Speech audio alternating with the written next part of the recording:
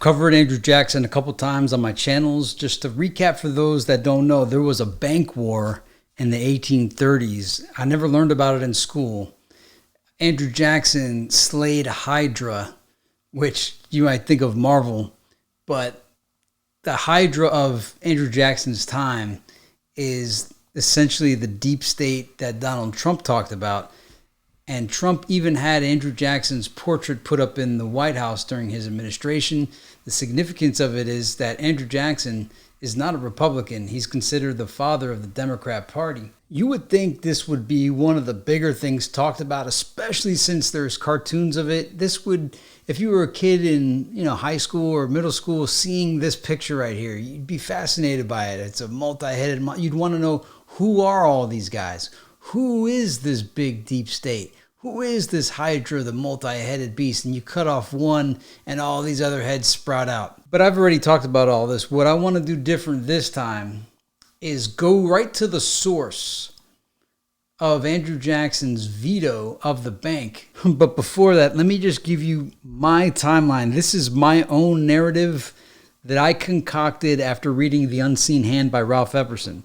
And that is the history of America is the people versus the central bank, even dating back to the beginning of the constitutional republic, because Alexander Hamilton convinced George Washington at the behest of Thomas Jefferson to allow for the first central bank of America in 1791 with a 20-year bank charter. Now, that 20-year bank charter initially was not renewed in 1811. By 1812, you have the War of 1812. Funny enough, you could go up to 100 people, and I think 100 out of 100 couldn't tell you what the War of 1812 was about. Isn't that strange? Everybody's heard of the War of 1812. Everyone knows the White House was burned down during that war, but no one knows what it's really about. And there is a cover story, there is a narrative of what it's about. But if you look at the timeline and you look at the outcome of the war was that the charter got renewed for another 20 years. And 20 years after 1812 is 1832. What do you know? And let's take a look at this Google autofill. I typed in the July 10th, 1832 bank veto, and it says Jackson, like Jefferson and Madison before him, thought that the Bank of the United States was unconstitutional. When Congress voted to extend the second bank's charter in 1832, Jackson vetoed the bill. To explain his decision to the nation, Jackson issued this veto message on July 10, 1832. So even though founding fathers like Thomas Jefferson and James Madison said the central bank is unconstitutional, the Congress voted to extend it, which tells you that in just a mere not even 50 years, the whole government was corrupted by the deep state, and Jackson had to veto it and explain himself. So instead of getting a narrative from historians, we're going to go right into the 1832 bank veto and read Andrew Jackson's words from him, not from a historian, but from Andrew Jackson. Actually, we're not going to read the whole thing. I read the whole thing at the pool the other day, and it took the whole afternoon. And not all of it is exciting, so we're going to just do the highlighted parts. Also, if you're still watching, let me know in the comments. Hey, Lippy, we're here with you, buddy. Let's check out some of this Andrew Jackson. So, the first page is him just, explaining what's going on. But then around the second page, it starts to get kind of interesting. But it starts to get interesting right about here. And as you read this, just say to yourself, man, this is 1832, and it was happening back then. So it says, it appears that more than a fourth part of the stock, meaning the stock of the bank, is held by foreigners, and the residue is held by a few hundred of our own citizens, chiefly the richest class. For their benefit, does this act exclude the whole American people from competition in the purchase of this monopoly and dispose of it for the many millions less than it was worth? So on the previous page, he was explaining, like, what the proposal was and why he's against it. And he's against it because it wasn't for the people. And he's like, how dare you guys propose this and only a few people are going to benefit? You guys are going to walk away. All right, so the next couple pages, it's just him.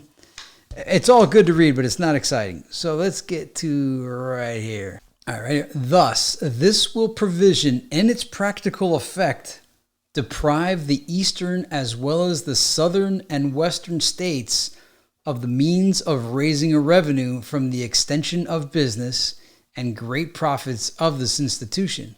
It will make the American people debtors to aliens in nearly the whole amount due to this bank, and send across the Atlantic from 2 to 5 millions of specie every year to pay back the dividends, the bank dividends. And so he spotted the plot. He's like, this is foreigners just trying to extract all the wealth out of our country. And what do we, this is 1832. And what have we seen in present day? What's been going on for years? All right, so now there's a lot going here. So you can see the page scroll. It's a lot. And it's all good. It's just, I don't want this to be, you could see, like I said, it took the whole afternoon to read this whole thing. And I recommend you guys to read this on your own. I'm just presenting it to you, the highlights. All right, so we scrolled a lot, but it says here, it is maintained by some that the bank is a means of executing the constitutional power to coin money and regulate the value thereof. Congress have established a mint to coin money and passed laws to regulate the value thereof. The money so coined, with its value so regulated, and such foreign coins as Congress may adopt are the only currency known to the Constitution. But if they have other power to regulate the currency, it was conferred to be exercised by themselves and not to be transferred to a corporation. If the bank be established for that purpose, with a charter unalterable without its consent, Congress have parted with their power for a term of years, during which the Constitution is a dead letter. It is neither necessary nor proper to transfer its legislative power to such a bank, and therefore unconstitutional. So this paragraph right here, which is like in the middle of the whole thing, is like the summary of the whole thing. He's saying Congress gave their power away, that they don't even have the right in the Constitution to give their power away. And they gave it to the bank. All right, so let's scroll down more. I'm not saying this is not worth reading. It's just want the meat. The meat. You guys want the meat. All right, check this. It is to be regretted that the rich and powerful too often bend the acts of government to their selfish purposes. Distinctions in society will always exist under every just government. Equality of talents, of education, or of wealth cannot be produced by human institutions. In the full enjoyment of the gifts of heaven and the fruits of superior industry, economy, and virtue, every man is equally entitled to protection by law.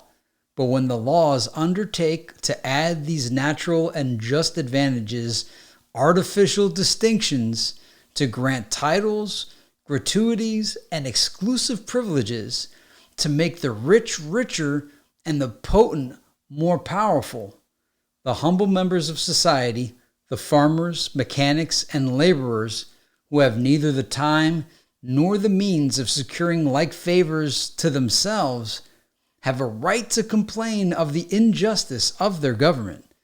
There are no necessary evils in government. Its evils exist only in its abuses.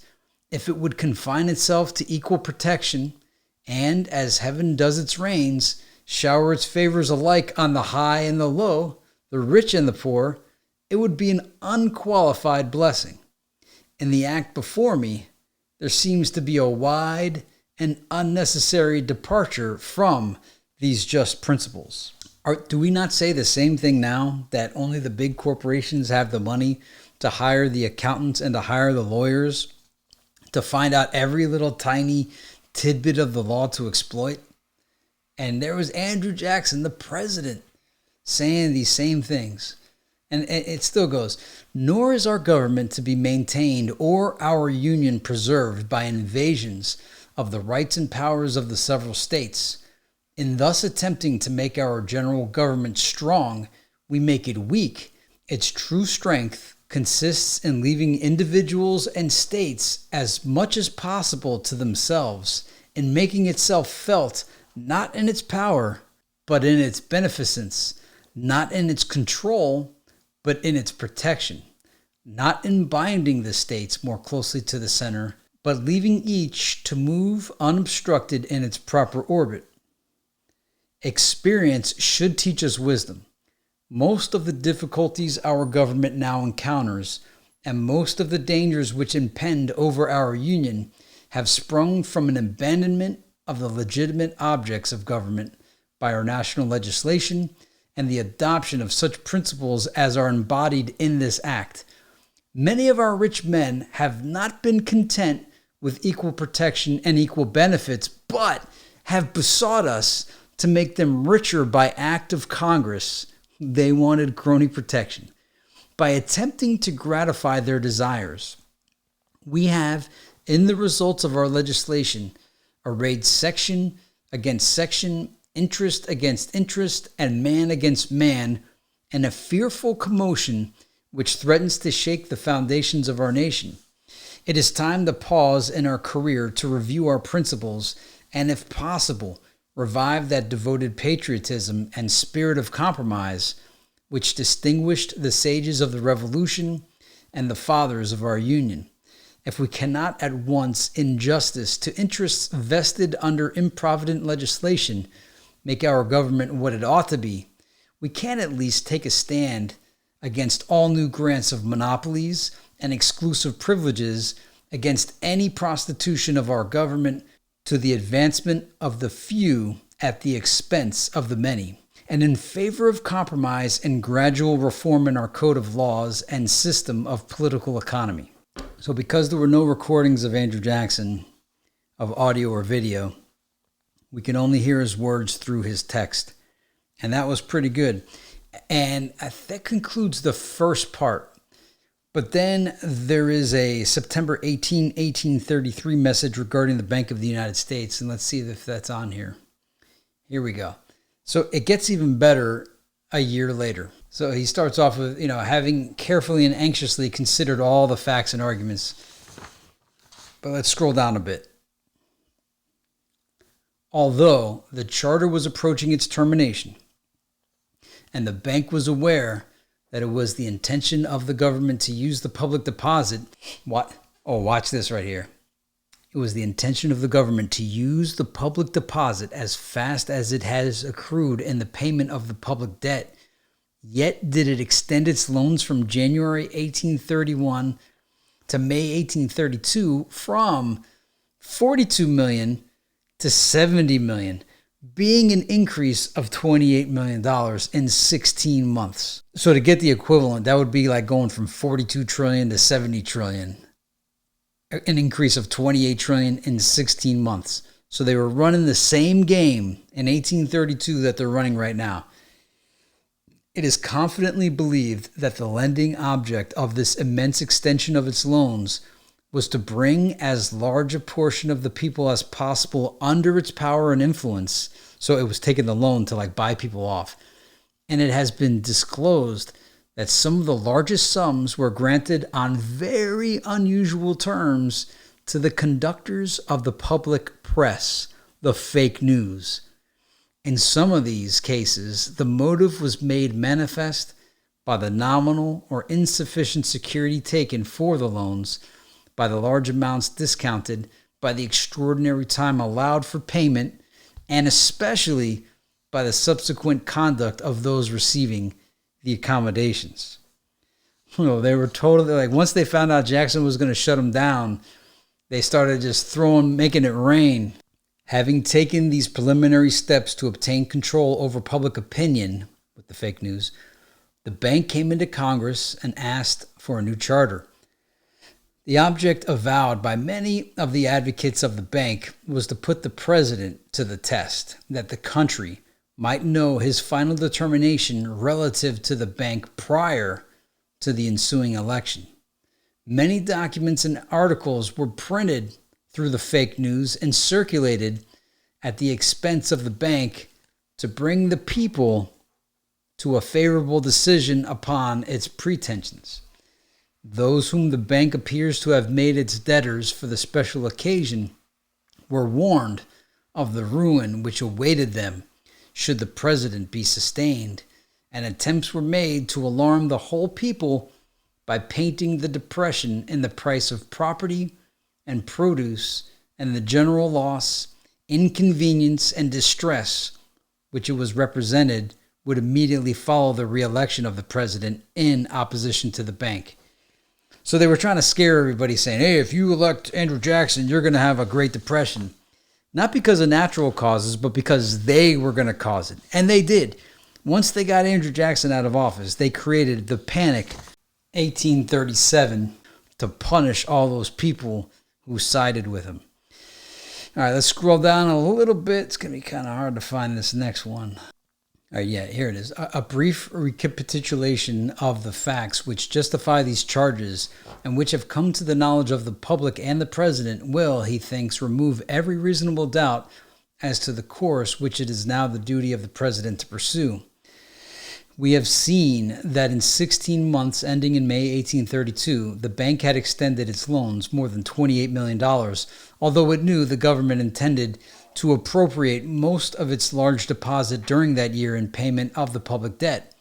It was in May 1832 that its loans arrived at the maximum, and in the preceding March, so sensible was the bank that it would not be able to pay over the public deposit when it would be required by the government, that it commenced a secret negotiation without the approbation or knowledge of the government with the agents for about 2.7 million of the 3% stocks held in Holland, with a view of inducing them not to come forward for payment for 1 or more years after notice should be given by the Treasury Department.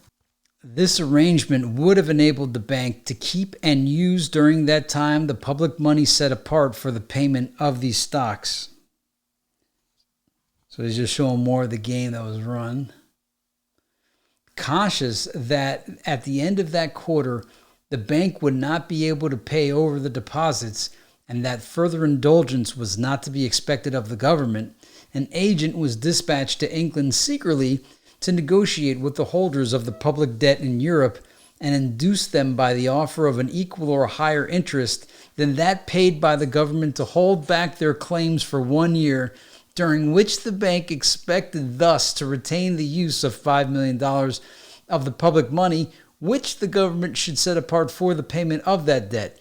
The agent made an arrangement on terms in part which were in direct violation of the charter of the bank. Watch this. And when some incidences connected with this secret negotiation accidentally came to the knowledge of the public and the government, then, and not before, so much of it was palpably in violation of the charter was disavowed. A modification of the rest was attempted with the view of getting the certificates without payment of the money and thus absolving the government from its liability to the holders. In this scheme, the bank was partially successful, but to this day, the certificates of a portion of these stocks have not been paid and the bank retains the use of the money. What a scheme. All right, then we got some history here. The allegation, which has so often circulated through these channels, that the Treasury was bankrupt and the bank was sustaining it, when for many years there has not been less on an average than $6 million of public money in that institution, might be passed over as a harmless misrepresentation. But when it is attempted by substantial acts to impair the credit of the government and tarnish the honor of the country, such charges require more serious attention. With $6 million of public money in its vaults, after having had the use of them for 5 to 12 millions for 9 years without interest, it became the purchaser of a bill drawn by our government on that of France for about 900,000, being the first installment of the French indemnity. The purchase money was left in the use of the bank, being simply added to the Treasury deposit. The bank sold the bill in England, and the holder sent it to France for collection, and arrangements not having been made by the French government for its payment, it was taken up by the agents of the bank in Paris with the funds of the banks in their hands. Under these circumstances, it has, through its organs, openly assailed the credit of the government and has actually made and persists in demand of 15% or $158,000 as damages when no damage or none beyond some trifling expense has in fact been sustained, and when the bank had in its own possession on deposit several millions of the public money, which it was then using for its own profit. Is a fiscal agent of the government which thus seeks to enrich itself at the expense of the public worthy of further trust? The schemes, oh my, the schemes. Scheming back then. We think scheming is new. It's back, even back then. Schemers. When the government directors made an effort to bring back the business of the bank to the board in obedience to the charter and the existing regulations, the board not only overruled their attempt, but altered the rule so as to make it conform to the practice, in direct violation of one of the most important provisions of the charter which gave them existence. The expenditures purporting to have been made under authority of these resolutions during the years 1831 and 1832 were about $80,000. For a portion of these expenditures, vouchers were rendered from which it appears that they were incurred in the purchase of some 100,000 copies of newspapers, reports, and speeches made in Congress, reviews of the veto message, and reviews of speeches against the bank. For another large portion, no vouchers whatever were rendered, but the various sums were paid on orders of the president to the bank, making reference to the resolution of the 11th of March 1831. All right, so now check this out. Taken in connection with the nature of the expenditures heretofore made, as recently disclosed, which the board not only tolerates but approves, this resolution puts the funds of the bank at the disposition of the president for the purpose of employing the whole press of the country in the service of the bank, to hire writers and newspapers, and to pay out such sums as he pleases to what person and for what services he pleases, without the responsibility of rendering any specific account. The bank is thus converted into a vast electioneering engine with means to embroil the country in deadly feuds and, under cover of expenditures in themselves improper, extend its corruption through all the ramifications of society. As the president of the bank has not been required to settle his accounts, no one but himself knows how much more than the sum already mentioned may have been squandered, and for which a credit may hereafter be claimed in his account under this most extraordinary resolution. With these facts before us, can we be surprised at the torrent of abuse incessantly poured out against all who are supposed to stand in the way of the cupidity or ambition of the Bank of the United States? Can we be surprised at sudden and unexpected changes of opinion in favor of an institution which has millions to lavish and avows its determination not to spare its means when they are necessary to accomplish its purposes? The refusal to render an account of the manner in which a part of the money expended has been applied gives just cause for the suspicion that it has been used for purposes which it is not deemed prudent to expose to the eyes of an intelligent and virtuous people.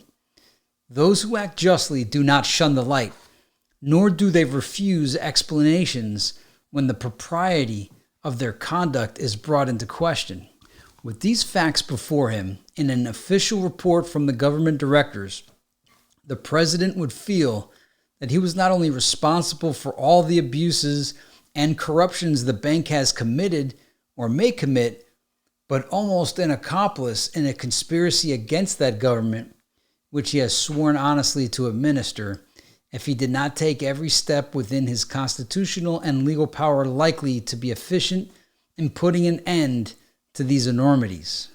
It is the desire of the president that the control of the banks and the currency shall, as far as possible, be entirely separated from the political power of the country, as well as wrested from an institution which has already attempted to subject the government to its will.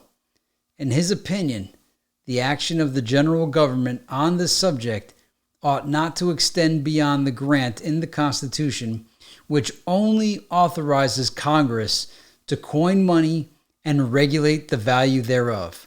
All else belongs to the states and the people, and must be regulated by public opinion and the interests of trade. In conclusion, the President must be permitted to remark that he looks upon the pending question as of higher consideration than the mere transfer of a sum of money from one bank to another. Its decision may affect the character of our government for ages to come.